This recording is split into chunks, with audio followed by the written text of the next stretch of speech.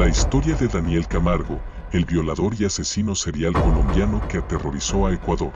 Convencía a sus víctimas hablándoles de religión, luego abusaba de ellas y las mataba. Cometió sus crímenes entre 1974 y 1990. Daniel Camargo Barbosa violó y asesinó a centenares de niñas. Solo en Ecuador se registraron 150 casos.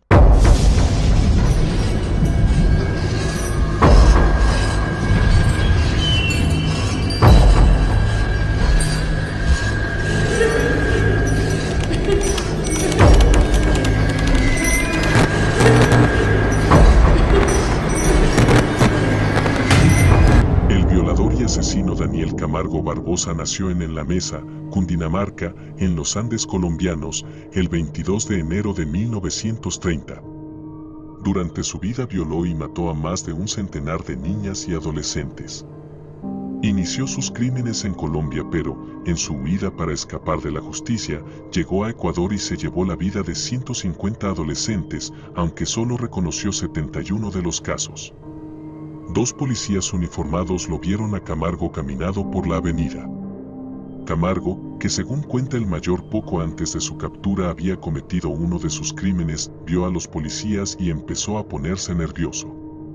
Cuando Camargo intentó escapar, los policías lo persiguieron y lograron capturarlo. El mayor fue el encargado de interrogarlo y, para que Camargo confesara, lo amenazó diciendo: "Esos negros te van a hacer lo que tú hacías con las niñas", haciendo referencia a la ley de la cárcel, una expresión que se utiliza en Ecuador para referirse a que los violadores luego corren la misma suerte en la prisión.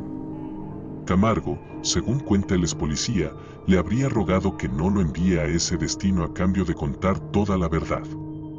Él a las chiquitas las engañaba mostrándoles la Biblia, les decía: "Quiero que entiendas que soy una persona sana, tranquila", explica el mayor al describir cómo Camargo atrapaba a sus víctimas.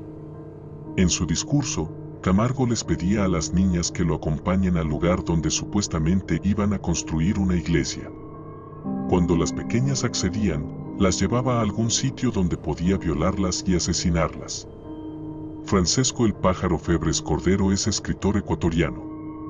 En los relatos que se escuchan sobre Camargo, se cuenta que solo le daba entrevistas al pájaro. El escritor ha relatado que hubo chicas que lograron salvarse y que lo pudieron identificar. Una de las noticias que reposa en el archivo del medio televisivo Ecuavisa de Ecuador confirma lo señalado por el escritor Febres Cordero. En el video se escucha el testimonio de una joven que logró salvarse. Ella cuenta: "Él era extraño y me convenció de tal manera de que él lloró y me dijo: 'Señorita, se lo pido en nombre de nuestro Señor, porque yo soy un evangélico que no le hago mal a nadie'".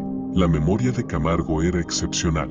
Febres Cordero relata que a veces las madres de las niñas se resistían a creer que sus hijas habían sido violentadas y asesinadas por Camargo, pero el criminal les daba detalles increíbles. Por ejemplo, les decía si la víctima tenía alguna marca en el cuerpo como un lunar o les mostraba alguna prenda o accesorio, como unos aretes. Como fetichista cogía ciertos elementos de las chicas, cuenta Febres Cordero. El mayor de policía también confirma lo anterior: de las chicas violadas en el Ecuador se sabía los nombres, relata. La memoria de Camargo era excepcional. Cuando declaró sus fechorías, recordaba los nombres de las víctimas y el lugar en el que había enterrado los cuerpos. Las páginas de los periódicos de la época estaban llenas de anuncios de las niñas desaparecidas. En una entrevista realizada en 2014, el periodista Alfonso Espinosa de los Monteros explicó que los padres y madres de familia buscaron por todos los medios las formas de proteger a sus hijas. Hubo pánico general. Al inicio de las desapariciones, ni siquiera se creía que una sola persona podía actuar sola, por lo que la teoría que circulaba, según relató Espinosa de los Monteros, hacía referencia a una banda de delincuentes que actuaba en un vehículo bronco rojo. Se llegó a comprobar que fue Camargo el que cometió estos crímenes, dijo el periodista. Eso fue una sorpresa. Según cuentan las notas periodísticas de la época, la ciudadanía no quería aceptar que ese hombre flaco y viejo era el autor de los atroces crímenes, aunque el propio Camargo se declaró culpable.